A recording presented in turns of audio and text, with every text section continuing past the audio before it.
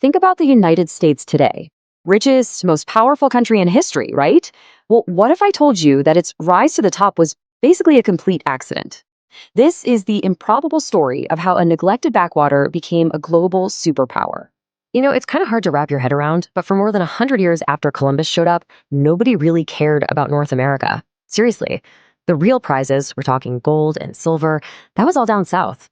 So while Spain and Portugal were busy getting rich in South and Central America, this huge chunk of land up north was just sitting there, pretty much ignored. So here's the big question. How in the world did these so-called useless lands turn into the most powerful nation on Earth? Well, the whole story really kicks off with this wild, frantic race for territory. Okay, so you've got Spain totally focused on the riches of the South. And what happens when the big player is distracted? Exactly. Its rivals smelled an opportunity. Suddenly, the race was on to grab a piece of the New World. And this kicked off a massive colonial scramble that was going to shape the fate of the entire continent. And let me tell you, those early years were rough. I mean, it was just one failure after another. Spain took a look around the north, didn't find any gold, and basically said, nope, we're out of here. England's first attempt at a colony, Roanoke, it just vanished. Poof, gone.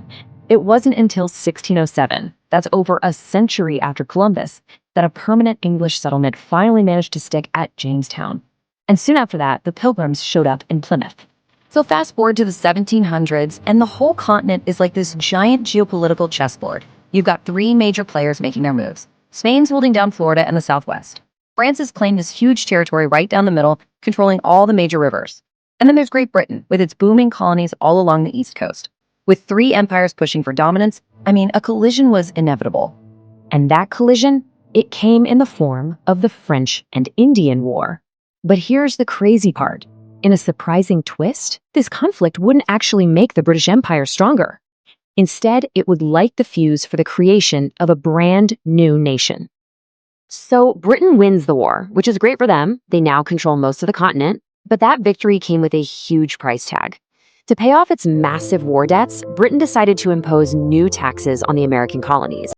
The colonists, who had just fought and died alongside British soldiers, were absolutely furious. They felt like they deserved a voice in their own government. And this was really the heart of the whole conflict. It was never just about the money, it was about this huge, fundamental principle, representation. This one simple question captured the entire spirit of a revolution and led directly to the Declaration of Independence in 1776. But, winning the war was only half the battle. The first attempt at a national government was a total disaster. You basically had 13 states acting like 13 bickering little countries.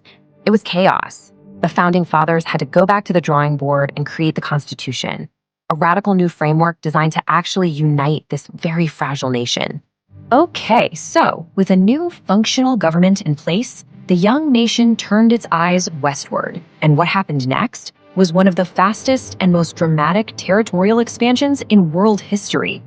And it all started with this number, $15 million. That was the price tag for a piece of land that would not just change, but would literally define the destiny of the United States. With the stroke of a pen, the Louisiana Purchase doubled the size of the country. Overnight. This wasn't a war or a long, drawn-out treaty. It was probably the single greatest real estate deal in history. And it threw open this vast new frontier for a nation that was just bursting at the seams. So why did Napoleon sell? Well, he wasn't thinking about America. His mind was on Europe. He was desperate for cash to fund his wars against Britain, and he figured selling off a territory that he could barely control anyway was a small price to pay for building his European empire. After the Louisiana Purchase, the pace of expansion was just relentless. Boom, Florida was purchased from Spain. Boom, Texas was annexed after its own little war for independence. Boom, a treaty with Britain secured the Oregon Country. And finally, a war with Mexico added the entire Southwest. In less than 50 years, the dream of a nation stretching from sea to shining sea had actually become a reality. But all this rapid expansion was just papering over a deep, fatal flaw in the country's foundation. With every single new territory that was added, the nation was forced to confront the issue of slavery, a division that would lead to its greatest test yet. The country was fundamentally split in two. In the industrializing North, slavery was illegal and more people saw it as a moral evil. But in the agricultural South, the entire economy, their whole way of life, was built on the institution of slavery, and they fiercely defended their right to maintain it. You just couldn't have two completely incompatible visions for one country. The election of Abraham Lincoln in 1860, an opponent of slavery's expansion, was the final straw. Southern states seceded from the United States, and the nation plunged into a brutal civil war. After 4 incredibly bloody years, the North won. The Union was preserved, and slavery was abolished, but the country was changed forever. Reunited and rapidly industrializing, America now started to look beyond its own borders. The country was about to transform from just a continental nation into a true global power. This was the great debate at the end of the 19th century. After American planters overthrew the Hawaiian monarchy, the nation faced a choice: stick to its tradition of isolationism, staying out of foreign affairs, or start projecting its power overseas to protect its own interests. The fear was simple. If America didn't claim these territories, rivals like Germany or Japan would. Well, the Spanish-American War in 1898 settled that debate for good. In a very quick conflict, the U.S. completely shattered what was left of the Spanish Empire, gaining control of Cuba, Puerto Rico, and the Philippines. In that same year, Hawaii was officially annexed. In the blink of an eye, the United States had become an empire.